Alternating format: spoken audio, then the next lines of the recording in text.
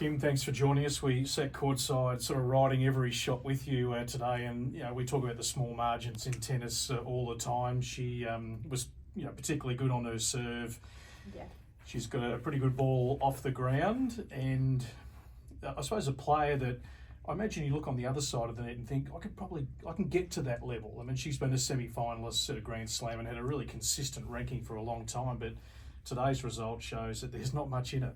Yeah, absolutely. She's a great player. She's had a great career, and yeah, as you said, she goes deep in lots of these big tournaments in the Grand Slams. And I do think we play quite similarly. She has a great backhand, but I still think that I can match her into that wing. So yeah, I think by maybe a few things, like she has a great serve, she really hits her spots, and that's something I'm working towards doing. So yeah, for sure, even though had a tough loss today, I think there's still some positives, and for sure she's someone that I look up to on tour. Well, we've just been talking to Adam and Ricky today about learning to accept those losses. I mean, unless you're winning the whole tournament, you're exiting the tournament at some point, so learning to sort of cope with that, and because the nature of tennis is you've got to move on extremely quickly, but do certain losses make you reflect more than others? Yeah, for sure.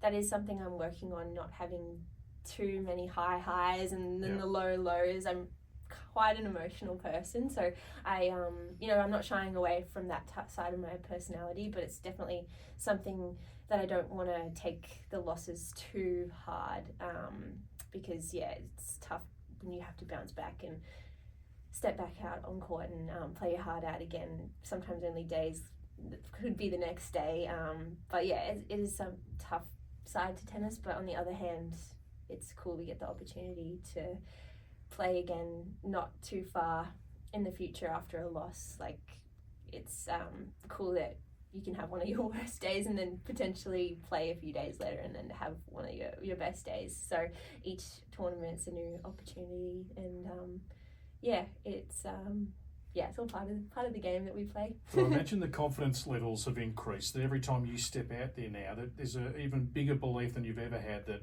I can match any player out there. I mean, you're up to 67 in the live rankings, so it's a nice little place to be, well inside the top 100. You can really build your year from here. But I think that's, to me, outside looking in is where, I mean, you've always had the game, but it's now that confidence that I can step out there and match these players ball for ball.